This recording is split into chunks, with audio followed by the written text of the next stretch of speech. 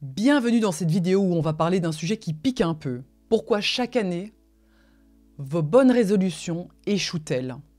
Mais cette fois, on va aller beaucoup plus loin. Si vous êtes prêt et prête à entendre ce qui dérange, à reprendre votre pouvoir en main, à faire un vrai travail en profondeur, alors on pourra entamer une année 2025 avec clarté et alignement. Restez bien jusqu'au bout parce que je vais vous donner les 3 atouts indispensables à avoir pour 2025. Ce n'est pas une simple vidéo pour tenir ses résolutions ici. On va explorer notre pouvoir personnel, vos responsabilités et surtout ce qui se cache dans le travail de l'ombre ou encore vos sacs à dos que vous portez encore aujourd'hui. Parce qu'honnêtement, la clé pour avancer, c'est arrêter de se mentir à soi-même. Ouah, c'est dur à entendre, je sais. Alors, pourquoi les résolutions échouent-elles chaque année ? Tout simplement parce que vous êtes des millions de personnes chaque année à prendre des résolutions et en février, 90% ou encore 90% les ont déjà abandonnées. Pourquoi ?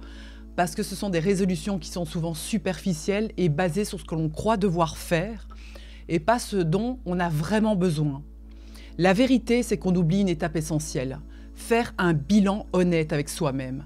Vous ne pouvez pas construire du neuf sur un terrain encombré de vieilles blessures, de blocages ou encore de comportements inconscients qui sabotent le grand tout.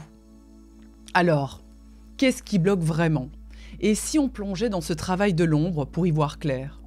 Est-ce que vous connaissez le shadow work? C'est confronter ces ombres. Qu'est-ce que c'est exactement?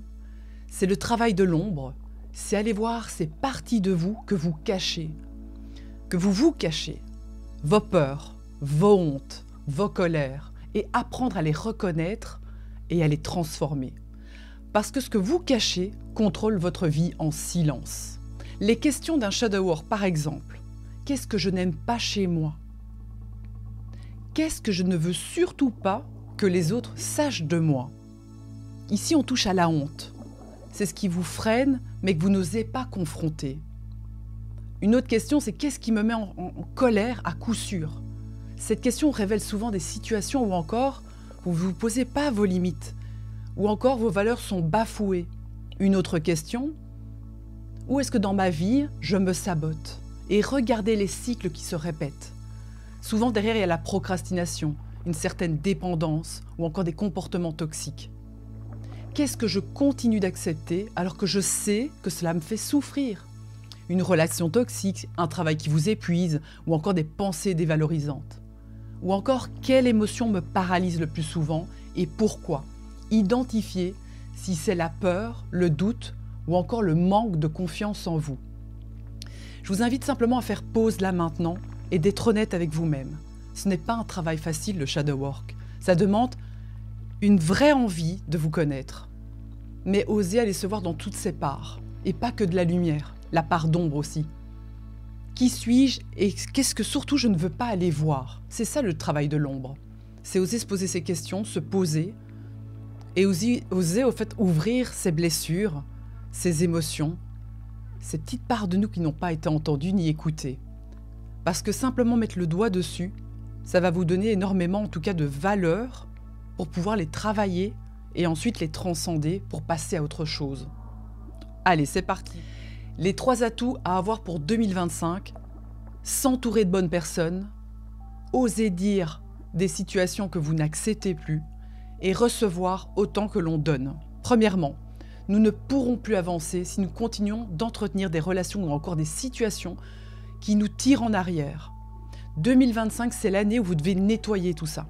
Dites non aux vieilles blessures non guéries et osez reconstruire à partir de nouvelles énergies. On parle vraiment d'un nettoyage de relations. Posez-vous ces questions. Est-ce que cette personne ou encore cette situation nourrit mon énergie? Ou est-ce que je me sens vidée après chaque interaction? Et si la réponse est « je me sens vidée », il est peut-être temps de prendre de la distance avec cette personne ou cette situation-là. Et surtout si ça se reproduit à chaque fois de la même manière et qu'il n'y a aucune évolution, vous en avez ras-le-bol, marre que rien ne change, et vous gardez malgré tout une lueur d'espoir, il est temps de se poser la question, voulez-vous encore nourrir cette énergie de stagnation? Deuxième atout, la loi de l'interconnexion, construire sa famille avec confiance. Nous ne sommes pas faits pour avancer seuls. Et 2025, entourez-vous de personnes avec qui vous partagez les mêmes fréquences, des personnes bienveillantes qui vous élèvent et à qui vous pouvez donner en retour. Si vous n'en avez pas, demandez et vous recevrez. C'est le fameux troisième atout aussi, qui va vous permettre d'attirer ces belles personnes. Parce que souvent on me dit, Kathleen, je n'ai personne autour de moi, j'ai personne qui a les mêmes énergies, la même fréquence que moi, j'aimerais tellement avoir ce type de personne dans ma vie. Il va être temps de recevoir et d'accepter de recevoir et déjà de se rendre compte de ça, qu'on a besoin d'être bien entouré. Vous allez voir, les portes vont s'ouvrir. Alors parlons de ce troisième atout. C'est l'équilibre entre le donner et le recevoir. Maintenant, parlons vraiment de cet atout clé, parce qu'il va vous permettre d'attirer des personnes alignées dans votre vie. Et l'équilibre entre donner et recevoir, c'est pas aussi simple que ça. Dans notre société, beaucoup d'entre nous savent donner, ok, même parfois trop. On donne notre temps, notre attention, notre énergie, parfois jusqu'à se vider complètement. Mais quand il s'agit de recevoir, il y a comme une résistance, n'est-ce pas ? Peut-être qu'un jour, quelqu'un vous a fait un compliment sincère et que votre réponse a été très rapide. « Oh non, ce n'est rien » ou « tu exagères ». Ce moment de refus, même innocent, envoie un message puissant à l'univers. Je ne mérite pas de recevoir. Et c'est comme ça qu'on se coupe de la circulation naturelle de l'abondance. Recevoir nous permet d'ouvrir le cœur, d'élever nos vibrations, de faire confiance à la vie. Et quand vous acceptez de recevoir, que ce soit un compliment, une aide ou même de l'amour, quelque chose de magique va se produire dans votre vie.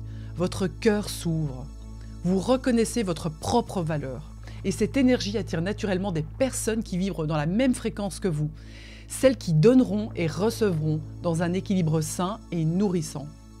Alors, recevoir n'est pas un signe de faiblesse, mais de force. C'est un acte d'humilité et d'amour envers vous-même. Car cela dit, je suis digne. J'honore ce que l'univers et les autres m'offrent. Donc, conclusion de tout ça. Alors voilà, si vous voulez vraiment avancer en 2025, il ne s'agit pas de prendre des résolutions superficielles, mais d'aller en profondeur, d'oser vous confronter à ce qui vous retient vraiment, de nettoyer les relations, certaines situations, et d'aller construire un cercle de vie aligné avec vos valeurs et ouvrir votre cœur. Si vous avez aimé cette vidéo, partagez en commentaire aussi l'une des réponses, quelque chose que vous ressentez. Et si vous souhaitez aller plus loin dans ce travail d'introspection et de libération, restez connectés, abonnez-vous, likez, commentez, car d'autres outils arrivent aussi sur cette chaîne. Rappelez-vous, vous méritez une vie remplie d'authenticité, de joie et d'alignement.